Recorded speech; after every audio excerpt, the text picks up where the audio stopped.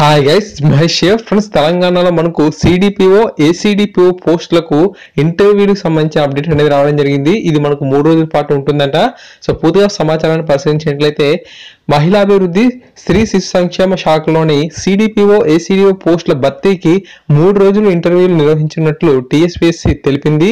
132 మంది అభ్యర్థులకు ఈ నెల 25, 26, 27 తేదీల్లో టీఎస్పీఎస్సీ కార్యాలయంలో ఇంటర్వ్యూలు నిర్వహించినట్లు పేర్కొంది.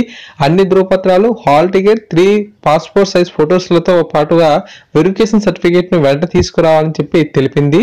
సో ఫ్రెండ్స్, ఈ విధంగా అప్డేట్ అనేది ఉంది. సో తప్పకుండా ఈ యొక్క సిడిపిఓ ఏసీడిఓ పోస్ట్ సంబంధించి మనకు ఈ యొక్క ఇంటర్వ్యూస్కి వెళ్ళే వరకు ఖచ్చితంగా ఈ యొక్క సమాచారం అనేది తెలియజేయండి. మన దగ్గర అన్ని మనకు ధృవపత్రాలు ఉండాలి, హాల్ టికెట్ ఉండాలి, 3 పాస్పోర్ట్ సైజ్ ఫొటోస్ కూడా ఉండాలంట. అండ్ అంతేకాకుండా వెరిఫికేషన్ సర్టిఫికేట్ని కూడా తీసుకురావాలని చెప్పి ఇక్కడ ఇన్ఫర్మేషన్ అయితే ఇచ్చారు. ఓకేనా, thank you guys, thanks for watching this video. తప్పకుండా వీడియో మీకు నచ్చినట్లయితే లైక్ చేయండి, షేర్ చేయండి.